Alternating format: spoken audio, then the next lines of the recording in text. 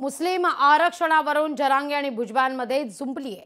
मुस्लिमांना ओबीसीतून आरक्षण देण्याची जरांगेंची मागणी आहे, तर मनोज जरांगेंचा अभ्यास कमी असल्याचा भुजबळांचा टोला आहे। जरांगेंनी आधी अभ्यास करावा मग बोलावं असा सल्ला भुजबळ देत आहेत।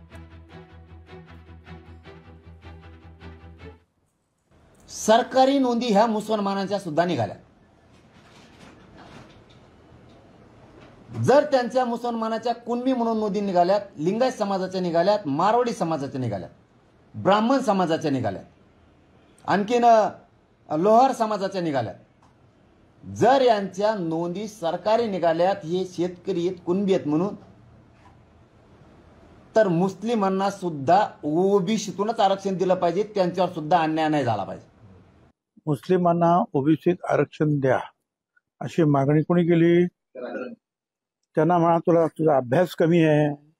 तुला माहिती आहे का 25 वर्षापूर्वीच मुस्लिम समाजातील या घटकांना, जे बागवान आहेत म्हणजे माळी, जे मणियार आहेत म्हणजे कासार, जे खाटीक आहेत म्हणजे कुरेशी, अशा ओबीसी घटकांना आरक्षण दिलेलं आहे।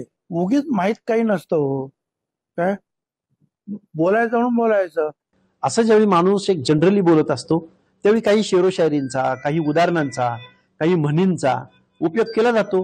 लिटरेचर आहे आपलं, आपलं लँग्वेज आहे, आणि मग या लिटरेचरचा जर उपयोग भुजबळ साहेबांनी एक चांगलं प्रभावी माणसांच्या मनामध्ये विश्वास निर्माण करण्यासाठी एखाद्या शायरीचा वापर केला म्हणजे ते उद्या तलवारीच काढणार आहेत, वाटणार आहेत आणि मग दंगल घडवणार आहेत असा त्याचा अर्थ काढणं। कायदा सुव्यवस्था आहे ना महाराष्ट्रात, देशात कायदा सुव्यवस्था आहे ना, शासन प्रशासन त्याचं काम करेल ना, पोलीस डिपार्टमेंटवर काय विश्वास आहे ना आपला सर्वांचा। त्यामुळे असं काहीतरी त्या शब्दशः अर्थ घ्यायचा आणि त्या शब्दाचा अर्थ घेऊन काहीतरी वक्तव्य करायची, मला वाटतं हे खूप पुअर लेवलची स्टेटमेंट आहेत।